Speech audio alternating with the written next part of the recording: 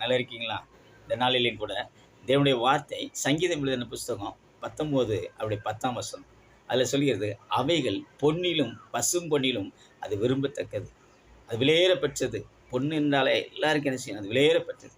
அதுக்கு அடுத்து சொல்லுது, தேனிலும் தேன் கூட்டிலிருந்து ஒழுகும் தெனித்தேனிலும் அது மதுரமா இருக்குது. ஆமாங்க.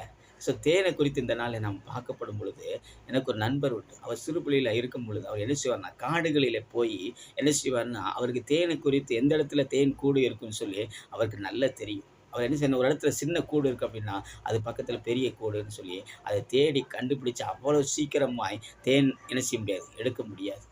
ஸோ இன்றைக்கு நம்ம பல இடத்துல தேன் கடைகள நம்ம பார்க்குறோம். ஆனா அந்த நாள்ல அவர் தேன் என்ன செய்வார்ன்னா, அவர் தேடி அத கண்டுபிடிச்சு, அது குலைவிலிருந்து தன்னை காப்பாற்றி, அந்த தேன் கூட எடுத்து அது சக்கையெல்லாம் தூள போட்டுட்டு, அடுத்து என்ன செய்வார்ன்னா, அந்த தேன்லேருந்து அந்த இருக்கிற அந்த எல்லாத்தையும் சக்கைய பிழிஞ்சு, அத சாப்பிடும் பொழுது அவ்வளவு ஒரு சுவையா இருக்கும். அது நம்முடைய உடலுக்கும் ஆரோக்கியம் உள்ளது.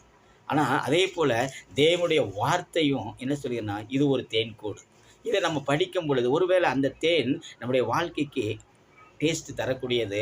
அது வாழ்க்கைக்கு நல்லது தான், ஆரோக்கியமானது தான். ஆனா அதை விட மேலானது அந்த தேனீய உருவாக்கின தேவன், தேவனுடைய வார்த்தை அது என்னதுன்னா, அவ்வளவு மதுரமாய் தரும். இத படிக்க படிக்க அது நம்முடைய வாழ்க்கைய மாற்றும். நம்முடைய வாழ்க்கைய மாத்திரமல்ல, மற்றவங்களுடைய வாழ்க்கையும் அது தித்திப்பு தரக்கூடியது. அது சுவை தரக்கூடியது. அது மதுரமாய் இருக்கக்கூடியதுங்க.